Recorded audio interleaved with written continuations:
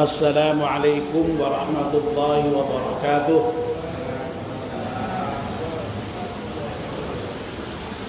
Bismillahirrahmanirrahim. Alhamdulillahirabbil alamin. Wassalatu wassalamu ala asyrafil mursalin sayyidina wa maulana Muhammad wa ala alihi wa sahbihi ajma'in, amma ba'd.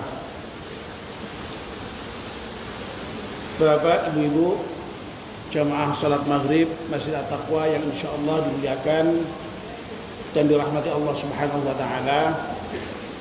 Alhamdulillah, kita panjatkan syukur pada Allah Subhanahu wa taala yang pada malam hari ini atas limpahan rahmat dan nikmat-Nya kita semua bisa hadir di masjid untuk salat maghrib berjamaah, dan alhamdulillah sekarang bisa melanjutkannya dengan melakukan kajian ba'da maghrib.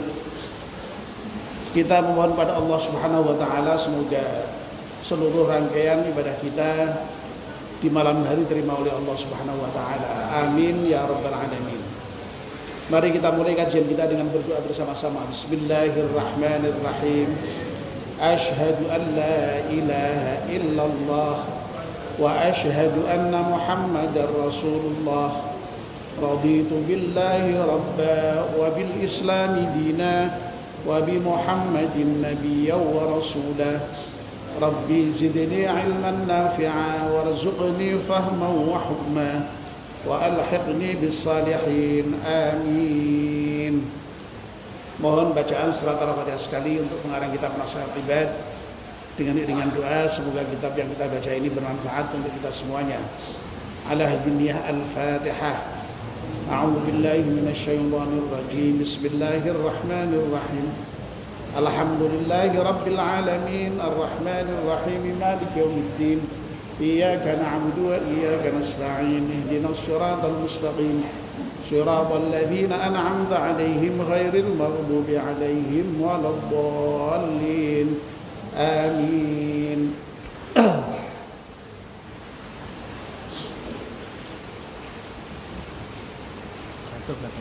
Oh ya.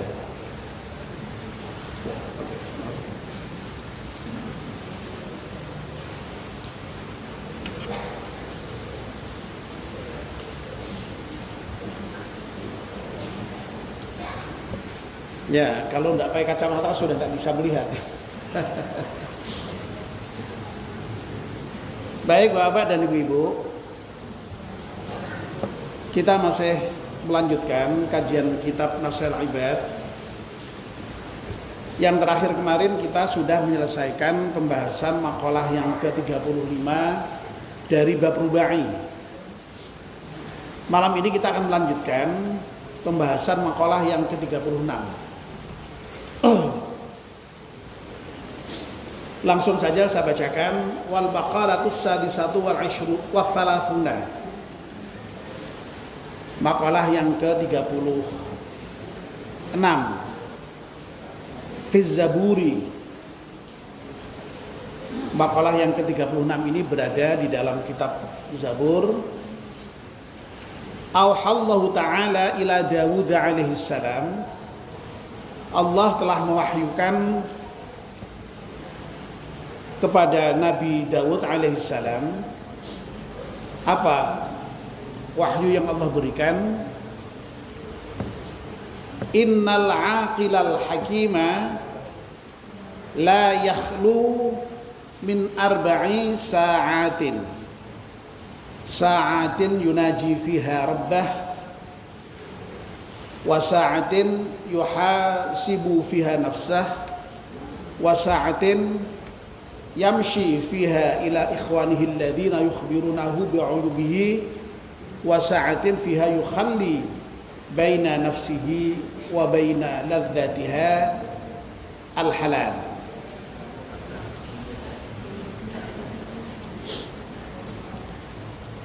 Innal aqila, sesungguhnya orang yang berakal, al-hakima, sekaligus hakim, bijaksana. Nah, orang yang berakal dan bijaksana ini oleh Imam Nawawi diberi penjelasan dengan ai kamilal ilmi. Maksudnya orang yang sempurna ilmunya.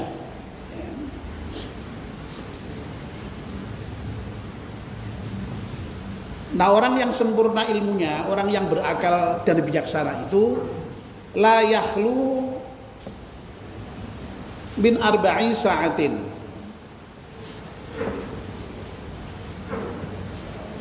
Tidak sepi dari 4 momentum, 4 waktu. Artinya apa? Artinya ya orang yang berakal itu di dalam dirinya minimal ada 4 waktu ini, ya. Tidak bisa lepas dari 4 waktu ini. Oleh Imam Nawawi diberi penjelasan, yuqsimuha, yang orang berakal dan bijaksana tadi membagi waktunya, saat-saatnya tadi itu ala hadhil a'mal, atas beberapa amal ini atau perbuatan ini. Nah, 4 waktu yang harus ada pada diri orang yang berakal itu apa saja? Sa'atin yunaji fiha rabbah. Yang pertama, di dalam diri orang yang berakal itu harus ada saat-saat yang digunakan untuk Yunaji itu bermunajat. Bermunajat itu kalau bahasa letterleknya itu berbisik-bisik, ya. Berbisik-bisik itu maksudnya ya dekat dengan Allah, dengan Tuhannya. Fiha rabbah, dengan Tuhannya. Wa sa'atin yuhasibu fiha nafsah.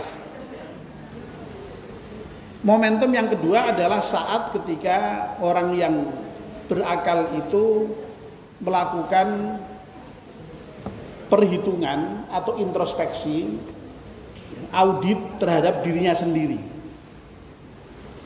Wasa'atin yamshi fiha ila ikhwanihi, dan di dalam diri orang yang berakal itu juga harus ada saat, ada momentum yang orang yang berakal itu sampai direwangi berjalan, ya, menuju kepada temannya, pergi ke tempat temannya. Untuk apa?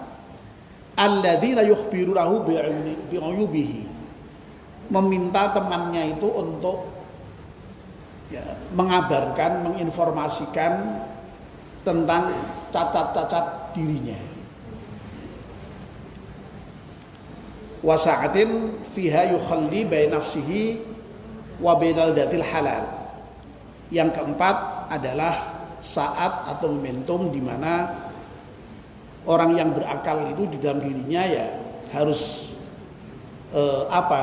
membiarkan ada waktu yang digunakan untuk menikmati hal-hal yang halal. Nah, ini menarik saya kira ini ya. Di dalam makalah ini kita diberi penjelasan mengenai kriteria orang yang berakal, orang yang cerdas, ya. Nah, selama ini orang itu kalau cerdas, ya, itu konotasinya cerdas secara rasional, ya. Yang itu bisa diukur dengan IQ itu, ya. Einstein itu cerdas karena apa? Karena IQ-nya tinggi. Seseorang cerdas karena IQ-nya tinggi. Itu namanya kecerdasan intelektual. Ya. Intellectual quotient, ya. Nah, baru belakangan ini ya, kemudian ditemukan itu apa yang disebut dengan emotional quotient, ya. Dan lebih belakangan lagi kemudian baru ditemukan apa yang disebut sebagai spiritual quotient itu. Ada kecerdasan emosi, ada kecerdasan spiritual, ya. Nah, coba nanti kita lihat ya. Ternyata Islam itu sudah lama sekali ya memang memberikan pengertian kecerdasan itu tidak semata-mata cerdas secara rasional ya atau intelektual yang kemudian kita kenal dengan IQ itu ya, tetapi ya, lebih kepada kecerdasan emosional bahkan kecerdasan spiritual ya. Mari coba kita lihat satu persatu. Nah, tadi sudah dijelaskan ya, ada 4 dalam diri orang yang berakal itu momentum-momentum yang memang secara khusus di-manage dengan rupa ada di dalam dirinya. Yang pertama ada momentum ketika seorang itu bermunajat kepada Tuhannya. Yang kedua ketika bermunajat dengan dirinya sendiri, yaitu mengevaluasi diri, introspeksi diri, audit diri. Yang ketiga bahkan malah tidak cukup audit diri, sebab evaluasi diri itu kadang-kadang susahnya bukan main ya. Orang tidak mengerti cacatnya sendiri. Nah, orang yang berakal itu sampai direwangi mau meminta kepada orang lain, temannya, untuk mengoreksi dirinya, menunjukkan kelemahannya, menunjukkan cacatnya ya. Wangel itu ya. Tidak mudah itu ya. Kita itu pada umumnya orang itu kalau dikritik marah biasanya, nggak senang ya. Lah ini enggak, malah meminta dikritik, meminta dikoreksi. Lu kan luar biasa itu. Zulit itu ya, tidak mudah. Nah, yang keempat, sekali lagi, orang yang berakal itu juga tidak kok ibadah terus ya, tapi juga ya menikmati lah, yang halal-halal itu juga dinikmati ya. Ada waktunya untuk menanti yang halal ya, begitu. Nah, sekarang mari coba kita perdalam satu persatu ya. Kita coba perdalam yang pertama. Sa'atin yunaji fiha rabbah. Orang yang berakal itu ada di dalam dirinya momentum atau saat-saat untuk bermunajat dengan Tuhannya. Nah, Imam Nawawi memberikan syarah bidzikrihi. Bermunajat itu dengan cara bagaimana? Dengan zikir kepadanya. Wati kalamihi. Ya, bermunajat itu bisa juga dengan membaca kalimat-kalimatnya. Ya maksudnya ya ayat-ayat Allah, ya, Al-Quran berarti kalau kita. Ya. Wasyikayatil hali indahu. Dan juga mengadukan keadaan dirinya itu kepada Tuhannya ya, wa nahwi dzalik, atau dengan hal-hal lain yang serupa dengan itu. Jadi banyak kemungkinannya kita bermunajat kepada Allah itu dengan berbagai macam cara ya. Ya, ini menarik saya kira ya. Jadi orang yang berakal itu, orang yang cerdas itu ternyata bukan orang yang semata-mata IQ-nya tinggi, tetapi orang yang bisa menyisihkan waktunya untuk berdekat-dekat, bermunajat dengan Tuhannya, dengan Allah Subhanahu wa Ta'ala.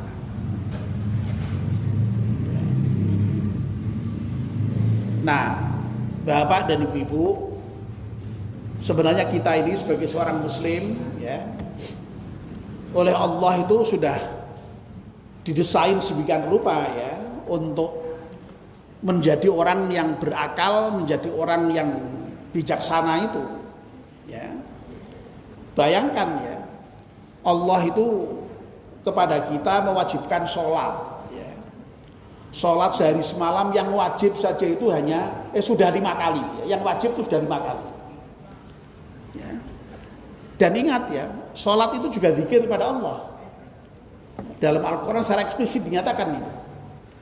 Ya. Aqimis sholata li dzikri. Ya, dirikanlah salat untuk mengingat aku. Ya. Jadi esensi salat itu ya zikir pada Allah, mengingat Allah. Ya. Tadi disebutkan bizikrihi, dengan ingat pada Allah. Ya. Coba kalau kita itu misalnya sebagai seorang muslim, ya, baru mau menjalankan sholat 5 waktu saja, itu berarti sudah sehari 5 kali kita meluangkan waktu untuk bermunajat kepada Allah. Ya, bangun tidur, ya, kita tidak melakukan apa-apa. Ya, yang pertama sekali ingat kepada Allah, wudu, ya, lalu kemudian sholat subuh, ya, lalu duhur, ya, setelah mungkin bekerja, ya ada waktunya istirahat. Kita diminta untuk ingat Allah lagi, bermunajat lagi kepada Allah, ya. Lalu asar harus sudah bermunajat lagi dengan Allah, maghrib bermunajat lagi dengan Allah, isya bermunajat lagi dengan Allah, ya. Nah, yang agak panjang itu karena memang Allah menjadikan waktu malam itu untuk istirahat, lalu kemudian diberi waktu yang panjang untuk istirahat, ya, dari isya sampai subuh itu. Silakan kalau mau tidur, ya, boleh, ya. Tapi Allah masih memberikan apa namanya, tuntunan, ya, yang meskipun tidak wajib, kalau dilakukan itu luar biasa itu, ya, bahkan level munajatnya lebih apa namanya, lebih intensif, ya, karena dilakukan di tengah malam ketika orang-orang sedang pada tidur, kita bermunajat kepada Allah, zikir kepada Allah. Wah, itu nilainya luar biasa, ya, makanya orang yang bisa bertahajud itu oleh Allah akan diberi tempat yang tinggi, itu maqam mahmudah itu. Wa minal laili fatahajjat bihi nafilatan lak asa ayyab'atsaka rabbuka maqam mahmudah. Ya, meskipun toh yang namanya waktu malam itu memang waktu istirahat bagimu, ya jangan digunakan untuk tidur semuanya. Gunakan sebagian untuk bangun qiyamul lail, bermunajat kepada Allah, ya. Berbisik-bisik dengan Allah dengan sholat malam itu. Wah, itu Allah akan memberikan maqam yang tinggi, derajat yang tinggi kepada orang-orang yang mau melakukan munajat di malam hari itu, bertahajud kepada Allah itu, ya. Belum lagi sholat-sholat sunnah yang lain, ya. Sholat apa namanya, rawatib, ya, yang kalau di jumlah itu yang penting-penting itu minimal 12 rakaat. Belum lagi kalau kemudian kita mau sholat duha, sholat hajat, Masya Allah, itu berarti orang yang seperti itu betul-betul di dalam hidupnya itu menyediakan diri waktu yang memang sekali lagi digunakan untuk beribadah kepada Allah, untuk bermunajat kepada Allah, berbisik-bisik kepada Allah, ya. Nah, kalau orang kok bisa seperti itu baru disebut sebagai orang yang berakal, ya. Orang yang cerdas. Loh, mengapa orang yang mau berbisik-bisik dengan Allah itu kok disebut sebagai orang yang berakal, orang yang cerdas, orang yang bijaksana? Loh, iya, orang yang berakal itu kan mesti harus sadar diri. Sadar dirinya siapa? Sadar dirinya sebagai hamba dan Allah itu sebagai Tuhan, ya. Kalau orang menyadari dirinya sebagai hamba dan sadar betul Allah itu sebagai Tuhan, ya konsekuensi logisnya itu ya mau beribadah, mau menyembah Tuhan. Nah, kalau orang kok sampai dalam hidupnya tidak mau beribadah kepada Allah, ya, mbok cerdasnya kayak apa, itu ya bodoh sebenarnya. Gitu loh maksudnya itu. Ya, karena apa? Dia tidak sadar diri, tidak mengerti dirinya siapa, ya. Wong dirinya itu hambanya Allah, kan dia mau beribadah kepada Allah. Lo berarti bodoh toh, ya. Wong dia itu harusnya mau menyembah Allah, kok tidak mau menyembah. Lo berarti kan bodoh itu. Ya. Zalim dia. Ya. Zalim, aniaya, tidak bisa menempatkan diri pada tempatnya. Ya. Makanya orang yang tawadhu, ya. Tawadhu itu sebenarnya dari kata-kata wadu'a itu menempatkan diri tepat pada tempatnya, itu ya tawadhu itu sebenarnya. Kalau kita bertawadhu kepada Allah, merendahkan diri di hadapan Allah, itu berarti ya kita mau mendudukkan diri kita sebagai hamba dan Allah sebagai Tuhan. Dan kalau kita sudah mampu menempatkan diri kita ya sebagai hamba dan Allah sebagai Tuhan, konsekuensi logisnya, sekali lagi konsekuensi logis loh ya. Orang itu pasti harus mau beribadah kepada Allah Subhanahu wa taala. Mau berbisik-bisik dengan Allah Subhanahu wa taala. Dan sekali lagi dalam Islam itu sudah diatur sedemikian rupa. Ya. Dengan cara sholat tadi itu merupakan media munajat, media berbisik-bisik seorang hamba kepada Allah yang paling dekat. Ya. Tidak ada saat yang paling dekat antara Allah dengan hambanya itu ketika di luar sholat. Ya. Karena apa? Di dalam sholat ada sujud, dan ketika sujud itulah seorang hamba betul-betul merupakan hamba yang sangat dekat dengan Allah Subhanahu wa taala, sehingga kemudian dia bisa berbisik-bisik meminta apa saja kepada Allah Subhanahu wa taala ketika pada saat sujud itu. Ya. Ya bayangkan ya, orang yang sujud itu Masya Allah, itu kan simbol ketundukan luar biasa. Ya. Simbol kesadaran diri kita sebagai hamba yang luar biasa. Ya. Ya.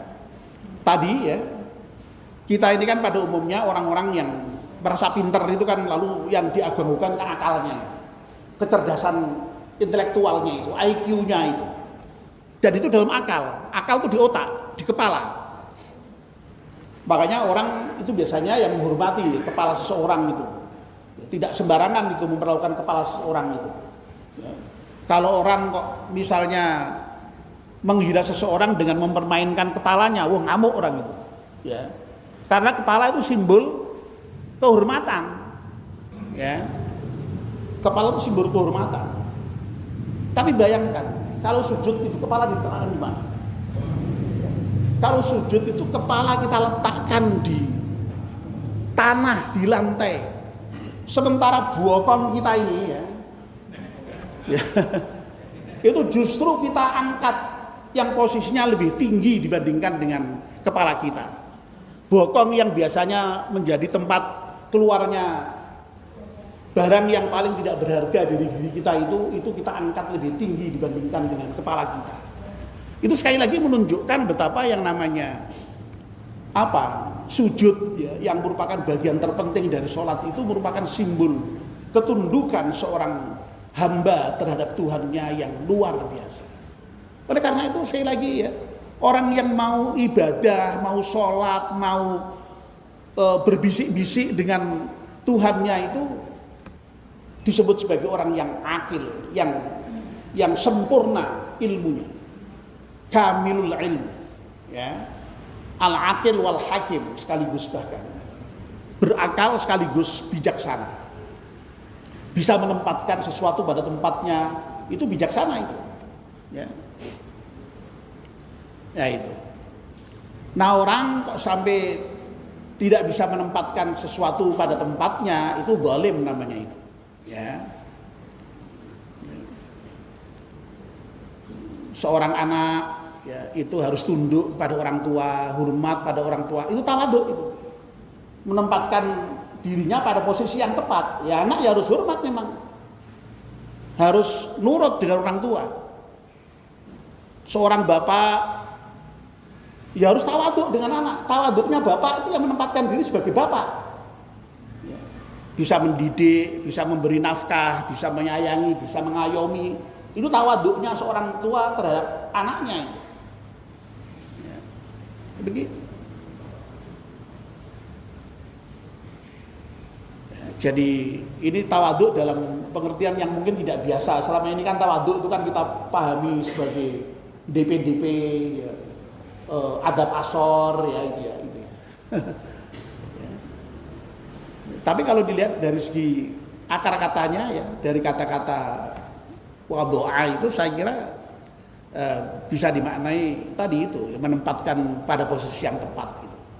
Ya, kalau kita sebagai hamba tawaduk kepada Allah itu ya menempatkan diri sebagai hamba yang mau beribadah, mau DP-DP, mau berbisik-bisik dengan Tuhannya tadi itu, terutama sholat tadi itu. Ya. Nah, yang namanya berbisik-bisik dengan Allah tidak hanya zikir, ya, tidak hanya sholat. Ya. Tadi sudah disebutkan watilawati kalamihi, dengan membaca kalam Allah. Ya. Dibacalah Quran itu, ya. Wong Quran itu memang kalam Allah yang diperuntukkan untuk kita umat manusia agar supaya menjadi petunjuknya. Ya lagi-lagi kalau kita itu betul-betul menempatkan Quran pada tempatnya, ya harusnya kita baca dan kita jadikan sebagai pedoman dalam hidup kita. Nah seringkali kita itu memandang Quran itu lalu kemudian sebagai hal yang istimewa, tetapi ya kita muliakan begitu saja. Kadang-kadang malah memuliakannya itu berlebihan secara simbolik, ya, ya, hanya dijunjung-junjung, bahkan ditaruh di tempat yang tinggi, saking tingginya di lemari yang paling atas, malah tidak pernah diambil, tidak pernah dibaca. Ya keliru malah harus begitu. Ya keliru.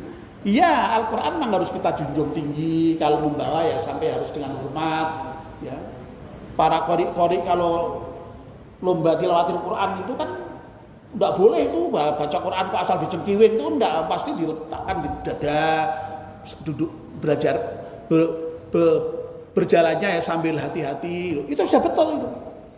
Tapi sekali lagi menempatkan Quran dengan memuliakannya tidak hanya sebatas itu. Yang paling penting ya mau membacanya, ya mau memahaminya dan kemudian mau mengamalkan dalam kehidupan sehari-hari itu.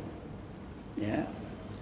Nah, lalu kemudian ini yang juga penting, wasyikayatil hali indahu, ya. Mengadukan seluruh hal yang kita alami itu kepada Allah. Adukan kepada Allah, jangan mengadu kepada orang lain. Kalau kita mengadukan hidup kita pada orang lain, ya, itu tidak ada gunanya. Orang lain itu tidak peduli dengan kita, ya. Orang di paido, orang di poyoi malah alhamdulillah. Ya. Ya. Kadang-kadang kita mengadu pada orang itu malah orang rasa empati yang muncul malah disyukur ke syukur ngono itu. Malah disyukur ke malah. Ya. Salahmu dhewe, malah kayak gitu malah kadang-kadang malah. Tapi kalau kita mengadu dengan Allah, Allah pasti akan menerima itu aduan kita. Seberapapun kita mengadu, dan semakin kita mengadu, Allah semakin suka itu. Ya. Kalau kita diadui oleh orang lain, biasanya jengkel, nggak mau. Tapi Allah justru sebaliknya. Allah itu kalau ada orang mengadu suka itu.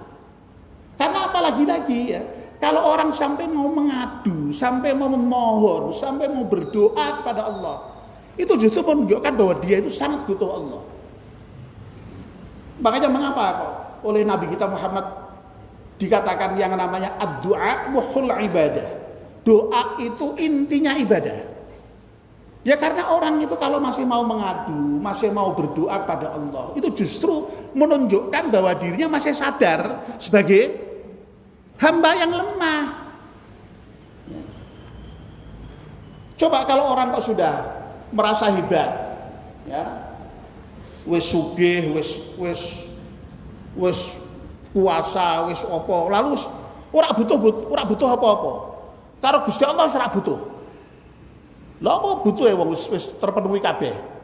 Kadang-kadang ngelalali karo Gusti Allah. Lah jangan sampai seperti itu. Ya, jangan sampai. Ya, siapapun kita ini al-fakir di hadapan Allah. Al-fakir itu artinya apa? Orang yang membutuhkan. Ya, kita ini serba butuh dengan Allah. Ya. Jangan sampai kita berlagak kaya di hadapan Allah. Kita harus merasa butuh dengan Allah sehingga kemudian mau mengadukan seluruh persoalan kita kepada Allah dan kemudian memohon pertolongan kepada Allah. Allah itu disebut sebagai maha kaya karena Allah tidak butuh apapun. Lah kita ini butuh apa saja, ya, butuh apa saja, sehingga memang perlu memohon kepada Allah, perlu mengadu kepada Allah, perlu merintih di hadapan Allah, perlu berbisik-bisik di hadapan Allah. Dan kalau kita sekali lagi dalam hidup kita itu kok mau berbisik-bisik di hadapan Allah, beribadah kepada Allah, memohon kepada Allah, itu tandanya kita sebagai orang yang berakal, orang yang cerdas. Ya. Kalau kita tidak mau beribadah kepada Allah, tidak mau berbisik dengan Allah, tidak mau mengadu kepada Allah, tidak mau memohon kepada Allah, itu tandanya kita bodoh. Ya. Karena kita tidak sadar diri, tidak bisa menempatkan diri kita di hadapan Allah Subhanahu wa taala sebagai Tuhan yang maha segalanya. Mudah-mudahan ya, makalah yang sangat bagus ini bisa memberikan pelajaran kepada kita untuk semakin dekat dengan Allah, dengan mau menyediakan waktu-waktu di dalam hidup kita ini untuk dekat-dekat dengan Allah Subhanahu wa taala. Amin ya rabbal alamin. Mudah-mudahan jamaah kita, ngaji kita seperti ini oleh Allah dicatat sebagai bagian dari bagaimana kita ini mau berbisik-bisik, mau mendekatkan diri kita, mau beribadah kepada Allah Subhanahu wa taala. Amin ya rabbal alamin. Mari kita akhiri dengan doa bersama-sama. Bismillahirrahmanirrahim. Wal 'asri innal insana lafi khusrin illa alladziina aamanu wa 'amilus salihati wa tawassaw bil haqqi wa tawassaw bis sabr. Subhanakallahumma wa bihamdika asyhadu an la ilaha illa anta astaghfiruka wa atubu ilaik. Wassalamu alaikum warahmatullahi wabarakatuh.